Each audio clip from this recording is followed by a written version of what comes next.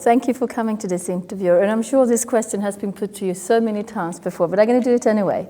The question is, of course, when you were out driving the car and you realized that you cracked it, you know, that was it, you know, you got it. I mean, what was it that made it, and what was it that led you to that? And well, it was, you know, it was typical of a really interesting development in that I was looking for something else, and you know, it was a like PCR was the possible outcome of a solution to a hypothetical problem that didn't really exist. I mean, I was working on trying to sequence single base pair, you know, think what they call SNPs today, single nucleotide polymorphisms, because those were medically important. And I was trying to do it with oligonucleotides because I ran a lab that made them, and we had really improved the efficiency with which we made them over the 3 or 4 years prior, so that we could make them a lot faster than the company CETUS that I worked for could use them. Okay. I had 7 people working for me, and I was thinking, well, I'm either going to have to cut the staff down to like about 3, because now we got these little automated devices that'll do it, or I'm going to have to increase the demand for oligonucleotides. So I started thinking of what else can you do with them. And I thought that's possible that you can make a rapid clinical assay for single base polymorphisms. And like sickle cell anemia was a good example. People there. That took, back then, maybe you'd go into a clinic and they'd take a sample and maybe 3 weeks later you'd know, which is a lot of agonizing kind of. And I thought, you know, it'd be nice to have that in one shift in the hospital, kind of. You go in and they'd let you know. And I thought oligonucleotides maybe were the answer there, but I was really, I was a chemist. I still am a chemist, and I really didn't have an appreciation for the hugeness of the human genome compared to, say, a 5,000 base pair plasmid that I was using as a sort of a model system, and I was thinking of this method that would require a couple of oligonucleotides, and one of them would sort of be a control, but they would be pointed right toward each other, just like in a PCR reaction. And then I was thinking of how am I going to get rid of excess deoxynucleotide triphosphates or something like that. There was a couple of technical problems I was trying to solve, and one of them, the way I decided to solve it was to like run a sort of sham reaction first, with the oligonucleotides in place in the sample, and then add my radioactive tracers and stuff and run it again, and because it was going to use up it was just not for the idea at first of like duplicating the signal, but then I realized the side effect of that was going to be that I was going to double the signal if there were enough like deoxynucleotides available. And I was trying to get rid of those if there were any coming in with the sample. But you were out driving. I mean, you had this in your head, and you were thinking about it constantly, and then you just realized that there was a way. You don't think in the lab as much, you know. Yeah. I usually think. I was spending my weekends up in Mendocino at a little cabin, and I would drive up every Friday night and come back on Sunday night. And that was a nice. It was about 2.5 hours. And it's sort of you've got something to do with your hands, and you can't do anything else. And so you think. And that's when I did most of my thinking, actually, because the day-to-day life in a laboratory doesn't allow a lot of, you know, there's all these letters in your inbox, and there's your phone ringing, and there's all these people that you have to deal with and stuff, and you don't have really that kind of time. But how did you realize? I mean, you knew there and then that you had got this is a major breakthrough. Yeah, it solved the 2 main problems in DNA at that point. That's the way I looked at it, was like there's never enough DNA, and in particular DNA-containing experiment. That's usually your limiting reagent. Not because there's not a lot of DNA around, but because there's vast amounts around, in fact, in your cells. But there's 9 billion. It's like 3 times into the 9th base pairs of it, and so even though there's 230,000 cells or something like that in a microgram, you know, there's 230,000 copies of the whole thing in a microgram of DNA. it's like, it's so big.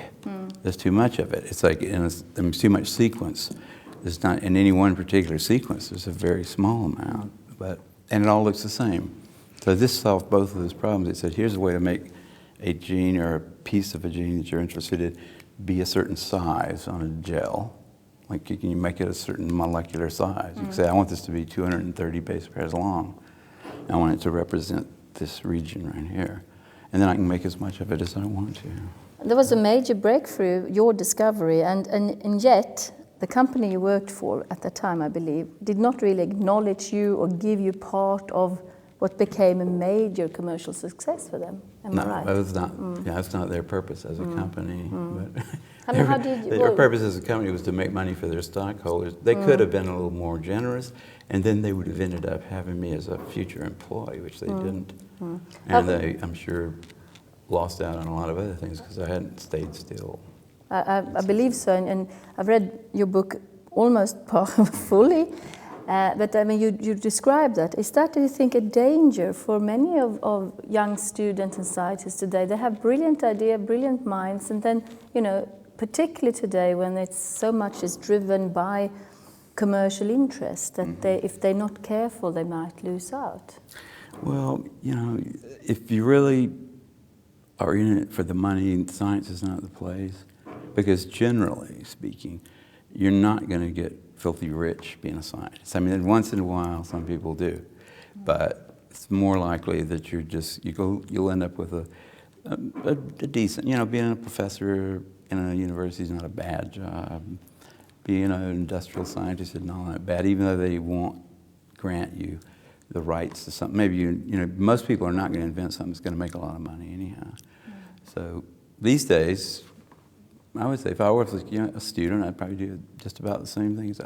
I liked the industrial kind of, like at CETUS, they did have some good things. One of the good things was that they said 10% of your time, you should do whatever you want to do. That was just sort of most people didn't pay much attention to that, but I said, you know, it's hard for them to measure what 10% of my time is, so I can use as much of my time as I want to for my own sort of just curiosity.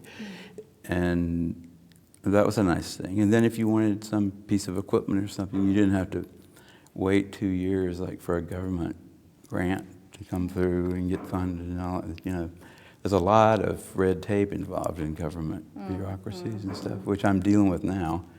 Because the nice thing about a government grant is you keep everything yourself. I mean, if you come up with something interesting, you patent it personally. And so I'm doing that now, and I'm going to probably be looking for, actually, I'm not looking, I'm sort of screening investors now because I decided to go take some some private money. You're working with research now in an institute with regard to children's health, am I correct? No, I'm working, okay, I have a position at the Children's Hospital of Oakland Research Institute, but that's one of the places where research is going on this idea that I had some time ago about how to design drugs that would engage an already present immune response that a person had. Like, you got a lot of them. You're immune to a lot of things already. Yeah. And when you get a new disease, it would be nice to just tap into a present immunity with a pharmaceutical that would take that immune response that you'd already made for one thing and turn it against the pathogen that you had just been infected with. Right. That's sort of like, would be the ideal way, rather than having to say, new pathogen, it's going to probably take 11 or 12 days for me to get immune to it. My immune system has to figure out if this thing is actually bad or not. Then it's got to figure out how to deal with it. And that takes a long time. And sometimes the pathogen wins. Like a really serious case of an influenza, like the kind of thing that happened in 1918. It killed about 30 million people in 18 months. Spanish flu? Yeah, something like that could happen again. Yeah. And it'd be nice. We don't have very many good drugs for any viruses. That one is one that's always sitting there in our agricultural.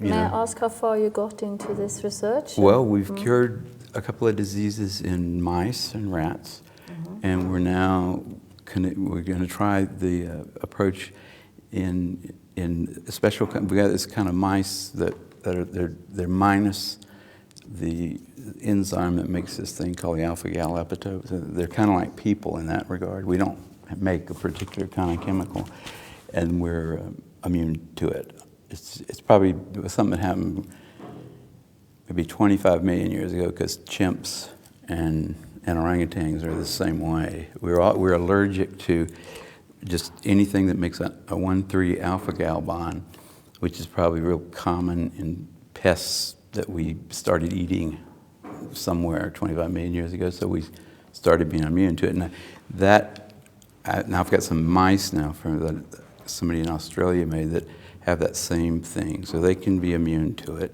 So they're kind of like. Otherwise, I have to do these experiments in chimps. Yeah.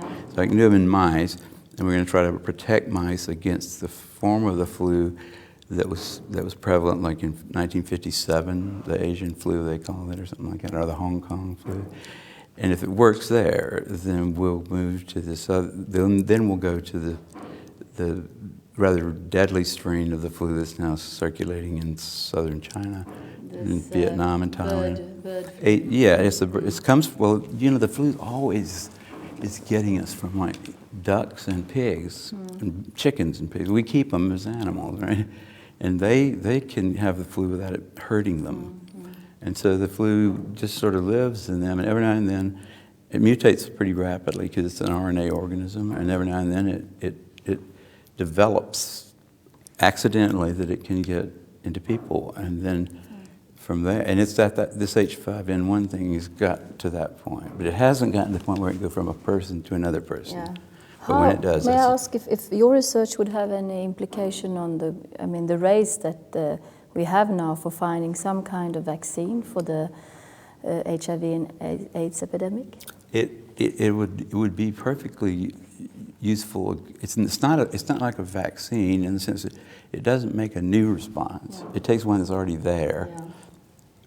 But there are people who are immune to the virus, the HIV virus. That's everybody that's, see, I'm one of the few people around that don't go for the notion that there's a species of retrovirus that is responsible for a set of conditions that is one way in the Western countries and another way in Africa and whatever.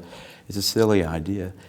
The thing that was going around, in my opinion, in like North America and Europe, and that they first called AIDS, with the exception of the part that had to do with Kaposi's sarcoma, which turns out not to be an infectious disease, is caused by the whole genus of retroviruses, of which HIV is one. And so making a drug that would be efficient, that would work against making one of these kind of drugs that I'm talking about, which I'm calling Altimmune, is the company, and they're Altimmune linker drugs. To make that against the whole genus would be, it's such a heterogeneous bunch of things that I think it would be difficult. Yeah. That's why it works. I mean, that's what I've published this, but nobody pays any attention because there's a sort of a worldwide frenzy of AIDS researchers who are focused on the first HIV sequence that was ever isolated, and they've just been spinning their wheels for 20 years, and they're not noticing it and ain't curing the disease.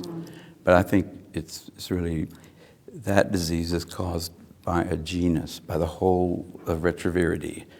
And it's the mechanism for it's complicated to be talking about, without a blackboard and everything, but there is a reasonable mechanism that you can postulate, and you can say, and the reason that we're now seeing that for the first time, even though retroviruses have been here throughout our whole, we've got many copies of dead ones in our genome. So we've been around them for a long time. Why haven't they ever caused any diseases? They haven't caused any diseases because our behavior has never been quite the same. It's required that you, in this mechanism that I'm postulating, it's required that you be infected by a whole lot of different strains of it, and that's what does it. That's what the problem is. That's what the problem is. In your point of view, there's sort of your immune system is kind of being overrun by just a tremendous variety of similar things that are able to get into you in very small numbers when they come in, and sit in, and then they go for your white blood cells. For certain of them, they insert into the DNA. So that makes it even more complicated to find some kind of vaccine or treatment, I would imagine. Well, treatment for retroviruses in general, they've come up with some that will kill them. Certain ones, they're usually only looking for things that are associated closely with HIV. There aren't any nice tests for the whole genus. In other words, you don't do a test for retrovirus. There are tests that would be useful there, but they're not amplifiable and they're kind of insensitive to see the whole genus. But I think there's where the problem lies, is that the people that are working in that area don't realize that they're only working on one little piece. They're only looking at this one species, that it's the pseudospecies in the first place because it's changing its sequence all the time. But it is they're thinking of it as one infectious agent, and if you can stop this, you can cure the disease. And most of the drugs that are developed are too narrow. Yeah, they're not terribly narrow, but they're not recognizing the problem. I would like to come back to the issue of the award, the Nobel Award. Was that the kind of for you, having done the discovery you made, and then when you got the prize, was that some kind of feeling of obviously justification, but also that your knowledge and your idea was finally acknowledged, and that you got some kind of payback after having. There is nothing like getting a Nobel Prize. Okay, there's just nothing quite like that as far as I'm concerned. But by 1993. I didn't need any confirmation that this was a useful thing, because it was already, every time I pick up Science or Nature or Cell or any magazines that are like scientific kind of magazines, there's not only articles that are using the technique, but there's full color, full page ads for the equipment to do it with. It's pretty hard these days even to find an issue. In fact, you couldn't find an issue of Science or Nature or Cell or PNAS or anything that didn't have lots of people using PCR. But did you wait for it? Did you think, okay, one day I will get it, or do you think, okay, no? No, I didn't. I really didn't think that much about the Nobel Prize, except for the fact that on the night that I thought of this, I told my girlfriend, I said, this is the kind of thing you get the Nobel Prize for. This will change DNA chemistry, for a long time. And she didn't take it very seriously, but I didn't think of it too much after that until years later. Somebody, my mentor when I was in graduate school, Joe Nealons, called me one day and he said something like, if you'll stop talking to the press about all kinds of issues and stuff. And I was starting to talk about AIDS a lot of times because they were using PCR to detect the HIV molecule, and I was going to a lot of those meetings, and I was thinking, these guys are on the wrong track, and they're not looking, they've got blinders on in a sense. He said, if you just stop at, you're probably going to get the Nobel Prize, but they don't have to give it to you until you're dead. They don't have to give it to you right before you're dead. So make it easier on yourself. And I said, you wouldn't stop talking about something that you thought was important, would you, Joe? And I knew he wouldn't, because he had been a real activist against Vietnam and that kind of stuff. And that was the one thing I had learned from him, was that scientists had a responsibility. Do you feel that after you got the prize that you have had to is it more responsibility, not just as a scientist, but also as a laureate, to bring up issues of importance, things that environmental issues or other issues that you feel very strongly about? I don't think I felt any more responsibility. I already felt some, but I don't feel, for instance, like it's necessary for me to get involved in things that I don't know anything about and to have an opinion on those things, which, like, I noticed in the symposium the other day here, where every single member of this panel talking about climate change or stuff introduced himself as saying, well, I don't know much about this, or I'm not an expert in this field. I would feel kind of funny standing up and say, I don't really know anything at all about AIDS. I haven't read any of the papers and stuff, but here's my ideas. Like, who cares? You know, I on that issue, I said, I've read all the literature. I've read more of the literature than most of the people that I listened to at this meeting. Most of the people that consider themselves to be experts haven't really spent the time reading. I love to read, so there are some things I have opinions about. Just coming back to where we are, which is in Lindau, where there's a lot of young people, a lot of students, a lot of people who want to go into science, want to solve problems and are excited about all sorts of things. I mean, what do you, when they come up to you and ask you what field to get into, what would you say? What would you advise them? What interests you now? You know, if you don't really like it, there's no real reason to go into it. And there are a lot of people that like it. And if you like, you know, more chemical kind of things, get into the biochemistry kind of stuff. If you like dealing with more biological stuff, that's, you know, that's what I mean, you really have to, I mean, this sounds stupid, but, you know, you have to follow your own interests. If I really was doing, if I was doing what I'm doing now because I felt like I should, or it was helpful for the world, or anything like that, that would not be sufficient reason to sit there and every time that, you know, there's 4 or 5 journals that come to my house, you know, some of them once a week, some of them once a month, but I read all the way through them, and that takes a lot of effort, and then I try to digest that, and then I write research plans and stuff that needs to have absorbed that kind of stuff. It's a lot of effort, and I do it for fun now. I don't do it for. It would take a lot of.